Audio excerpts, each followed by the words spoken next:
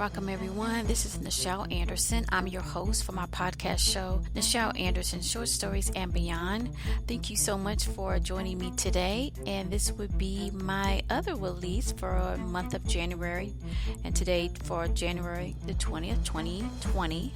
Very excited to be returning again, where we're wrapping up basically of my series, the future series of Nahor and Princess Aamina. And this would be focusing on my director clip notes for bonus 6 and bonus 7.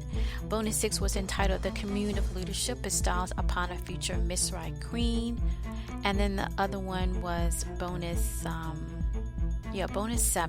Bonus 7 dealt with in the moments we shared since the beginning.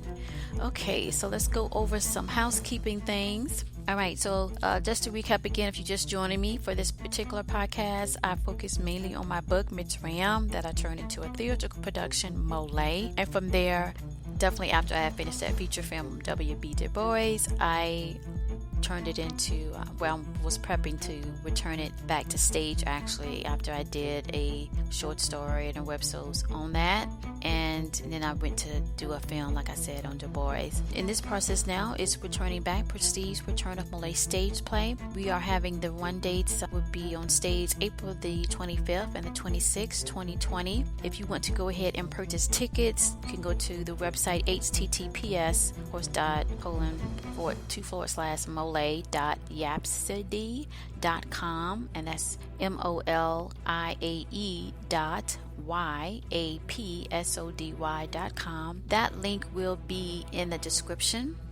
Of course, this particular podcast, and periodically, since now I'm getting full stream into promoting to sell tickets to the production, to the stage play, you will definitely see links. And definitely if you go to MOLIAE.com or Facebook.com/MOLIAE, you would definitely see, or even at Twitter, the Twitter page, Twitter.com/MOLIAE, MOLIAE, you will find links to where you could purchase tickets to the event. Okay, so all right, so I covered that. And other thing, of course, I always like to say this is a premium podcast. Once, of course, after the play and wrap up my year and start my new year, of course, the clip snippets will start coming back where I tell the story, and to a point where the remaining of it, if you become a premium patron, you get the full short story. So I just want to kind of like to keep saying that, that it's still considered to be a premium podcast, because I give out a lot of bonuses. A lot. And just to kind of make sure that that's still reiterated there. Also want to talk about commercials, just kind of recap on that. If you like this production, you've been following me for a while, or you just started following me, let the commercial play. Let it play in the beginning and the end. Doesn't hurt, but it support this podcast when you do, when advertisers be able to broadcast their commercial, their advertising there. And then the Cafe Press shop, if you like the merchandise or if you like the podcast, buy the merchandise and share it. So I do have a shop on Cafe Press, and it's cafepress.com/Nichel Anderson Short Stories and Beyond. And then I also have one particularly for MOLIAE. So especially since now we're heading full stream into the play, go ahead and support the production by purchasing a t-shirt, cup, and support it that way. There will be links in this description as well on MOLIAE.com where you can go purchase that merchandise. All right, let's go ahead and get some highlights. Basically, last week was just my directed clip notes mainly, and I talked about the family. When I talked about the MOLIAE Stageplay Roles, I talked about the family, the main family that I'm going to focus on. And then I'm going today also expand out and talk about the rest of the characters and their family and their connection that will be highlighted in the Prestige Return of MOLIAE Stageplay. So we're going to talk about that. And that's basically what I need to cover, some housekeeping. So guess what? It is time to get started with my directed clip notes. All right, for bonus 6 and bonus 7. This wraps up the review of my future series of Nahor and Princess Aamina. All right, so let's talk about bonus 6. Bonus 6, the Commune of Leadership bestows upon a future Mitsry Queen. Now, there's a lot to unpack here, but let's start from the top. So when this particular bonus came to me months before I was ready to write it, so I already knew that this was going to be it.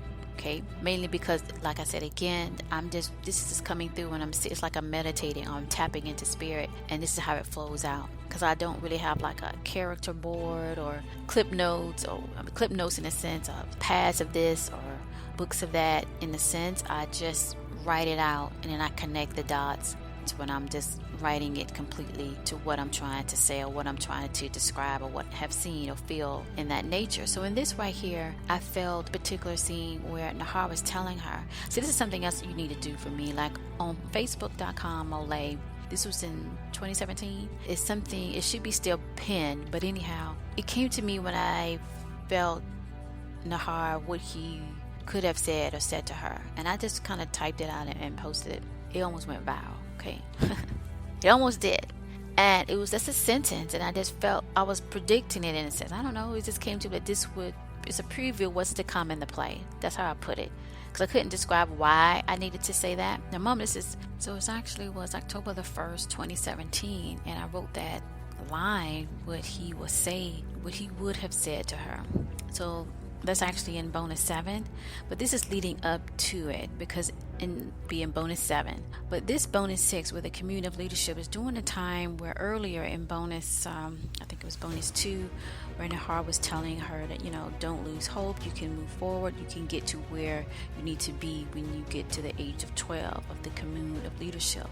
And I just felt that it was a time, it was protocol for young warriors that at a certain time they have to go through these challenges and go through this type of study to be able to be the leader that they were born to be. And so first thing I showed was her, Princess Aamina, with her father, and they having this ceremony maybe like a couple days before she is off to do these trials, potential leadership and future ruler. And they're having this conversation, and she admits her not living up to what he wanted her to be. She doesn't feel 100% confident that she can pass all the trials, that she can be able to get to the next step, and he's reassuring her that she will. It is a nice daughter and father moment. They're in the Nini Royal Hall. I do talk about that book, talk about that part of the palace a lot, either in my websites or the short film.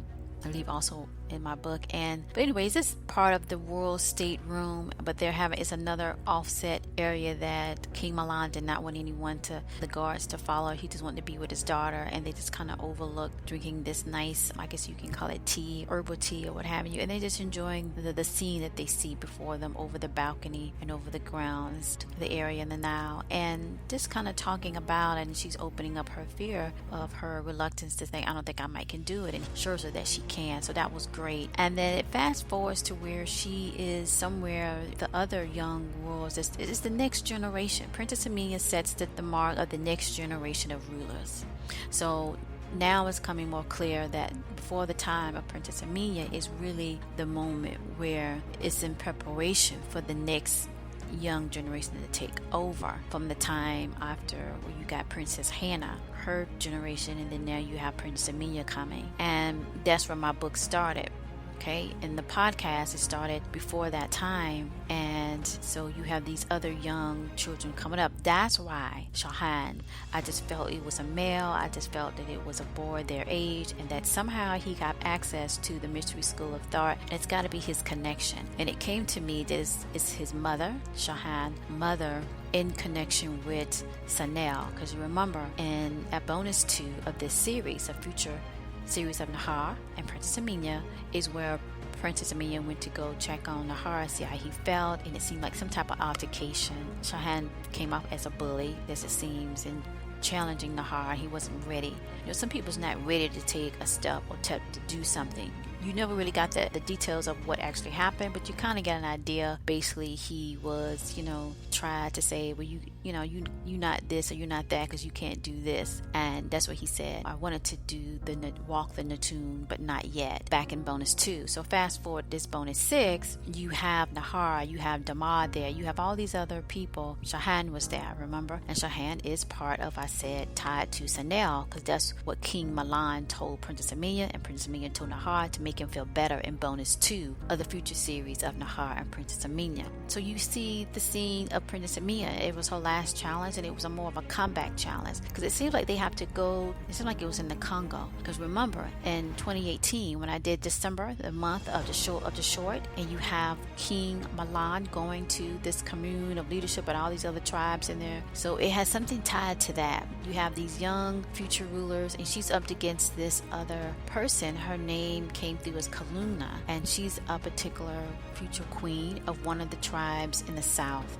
And so by doing that or what have you, you see that comeback with, she's fighting with Princess Aamina, and their comeback or what have you, and they're going back and forth, and Nahor is there, and Nahor helps her and tell her watch out, and she does this move. All of that came through a month before, and I still was trying to put the pieces together why this was so, and basically that's why. It seems like from birth on to young to they get to up to 12 seemed to be a significant number, and since they will go to the next phase of their studies to see what they have learned and if they can master it. And I think come back, and also they had to do prior to that decision and leadership type trials to see if they can be able to communicate and to learn and make effective decisions. So all of that had took place, almost like the Olympics or whatever. Maybe that's not a good metaphor, but levels of passing through to see what you have learned outside of your domain of where you learned it. In this case with Princess Aamina, Nahor was in Mitsrayim, and Damar was there. He had to do his trials. Everybody seemed to got their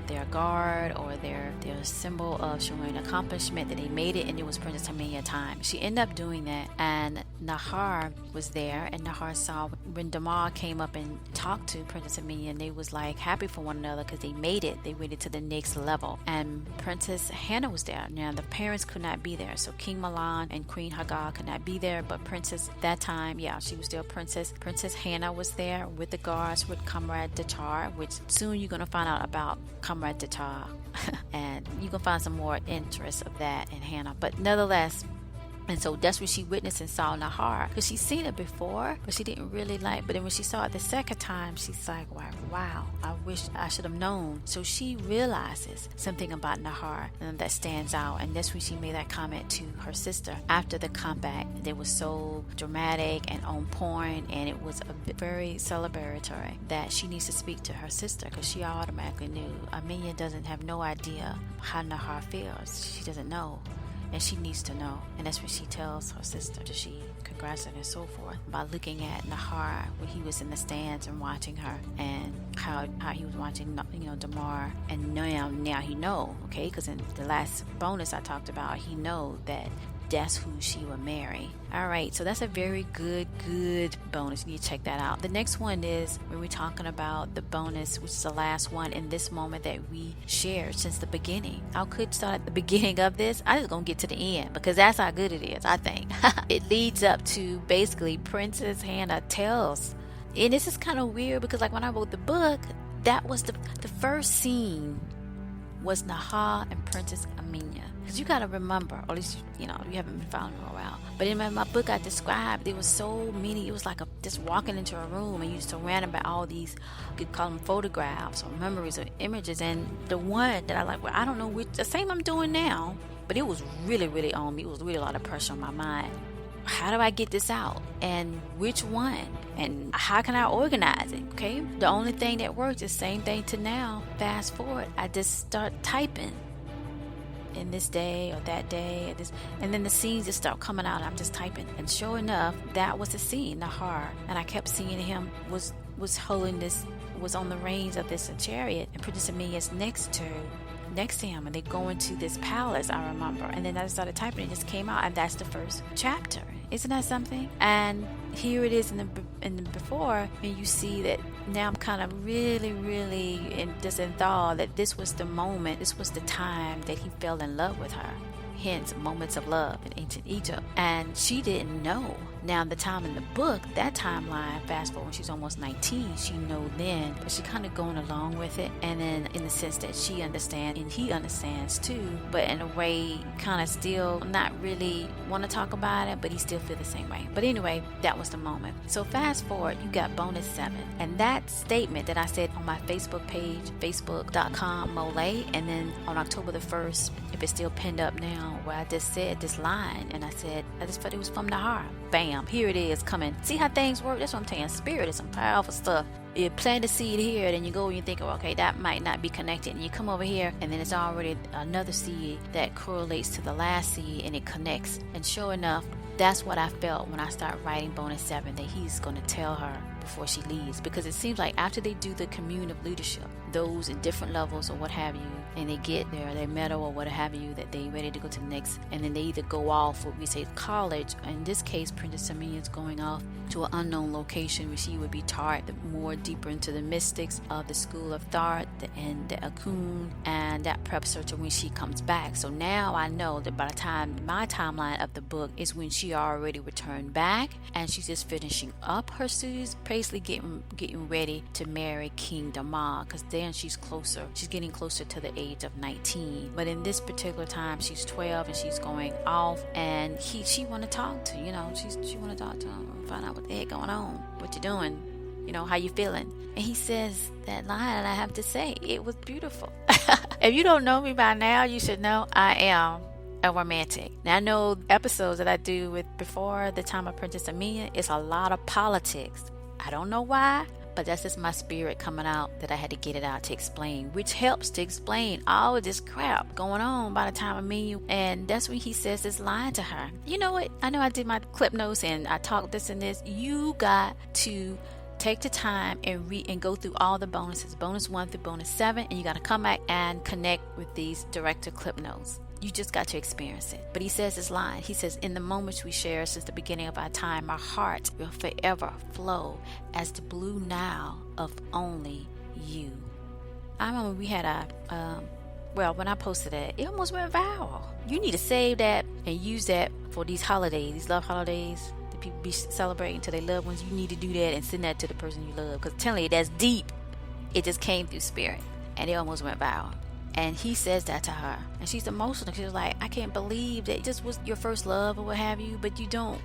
From the heart perspective, she's kind of confused because she thought that they was just really good friends, and sometimes you just don't feel that connection, and she just felt bad that I'm not sure I can be able to give him what he seeks. She told her sister. She just felt kind of, I wouldn't say betrayed, but just wish he would have said something. She just felt bad. Fast forward though, she doesn't say nothing to him because she's just kind of hurt. She's confused. But he did do the courage. He did turn around. He first kind of turned around. He slightly from her, and then he just said, to hell with it. I guess his spirit is saying, you need to tell her now. This is your moment. And that's when he turned around and got her attention before she walked off that balcony. The same balcony they spent a long time together since children, and Nahor told her how he felt. He said that to her, that sentence, that line to her, and that will be in the MOLIAE Stageplay. Fast forward, she goes through this grand exit in the sense of leaving. That's the day that she was leaving to her mystics school of thought outside of Mitsrayim. Family is there, all these guards. She actually get her own. She's moment I said King Milan has his.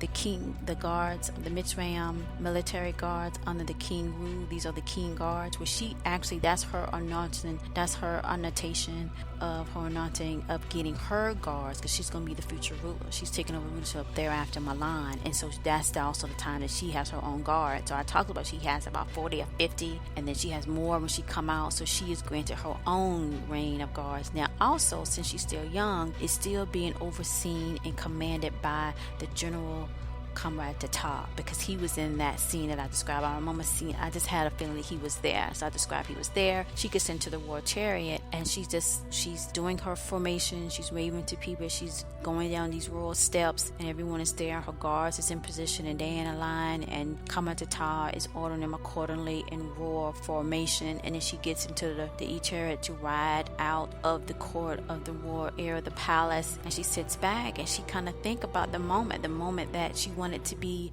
really, really ecstatic and happy and wanted to see her good friend Nahor, but she was kind of torn of, she's growing up and now she's going away. She won't see Mitsrayim anymore, and now her friendship is changed. So it's like life can change to a point that you can't hold on no matter what is a whole different perspective, and you have to accept it. And that acceptance is the hard wall to go over, and some people deal with it differently. And she was very emotional, but she was able to hold her own and just didn't bawl. She did tear up in front of Nahor and her sister, but she held her own because she had to get out and stand in front of everyone as she made her grand exit out of the palace and out of Mitsrayim to her next level of studies, which the people was happy because they knew it's in the process and the procedure of protocol if she would be their future ruler. And she sits back in their chair, and I just felt, what would she say? Would she say anything? And then I thought, well, maybe I should not have her say, like, yeah, she's gonna say something. And then that's when I typed it out,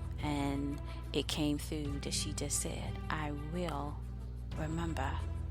And that's very deep, because it's like she will remember the memories that she had with Nahor. Hence my production. See how this worked together? I'm telling you, this is spirit. Moments of love, memories, remembering, connecting, and then slowly she will understand why he probably didn't feel like he should say, and then also understand her emotions and how she really feel about him, or was it still the same that she just see him as a good friend, and how she can communicate that. So that's how that ended.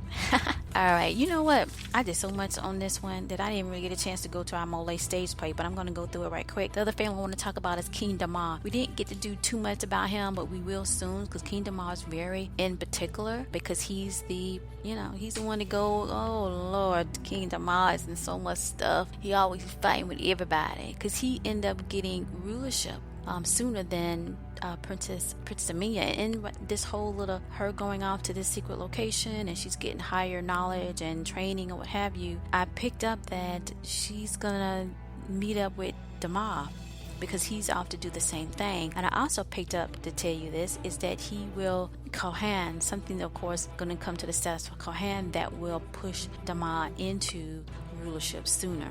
Because mom, in the book, when it was time for her to get married, King Damar was already living as a ruler over Zimbabwe, the place that we would call Zimbabwe now. So in his family, you have his older brother, King Daniel. He would be part of the play. And then I do not pick up they had any sisters right now are doing this podcast, but it's King Damar and King Daniel. They're brothers, but they live in different areas, ruling, of course, different areas. And then their mother always seemed to came through, but I never had the time to write about her. She's definitely coming in the podcast because I have more time to explore this canon of my MOLIAE creation here, but she would not be part of the play. And then Inky is very significant. He's in the Tales of Ancient of Sama, and he will be a part of the stage play, okay, of my MOLIAE stage play. And he is he's something, okay. And then we have Enlil, and Enlil is his brother, and that's when we get into the higher level of the heavens and the Commune. They would definitely be a part of the play. And then to talk about that, I need to talk about the 24 elders. They would be a part of the play as well. All right, so those are just some of the roles that I want to kind of talk about here and there. Of course, I'm going to probably do more bonuses to kind of more hone on MOLIAE, but I just will kind of on the MOLIAE stage play, but I just wanted to kind of talk about that. All right, thank you so much for joining me today. I hope you enjoyed my directed clip notes and my future series of Nahor and Princess Aamina. I definitely need to bring that back. I'm not sure when, but it was so many things that I wanted to say and describe, but I couldn't. But anyway, thank you so much. Thank you. So long.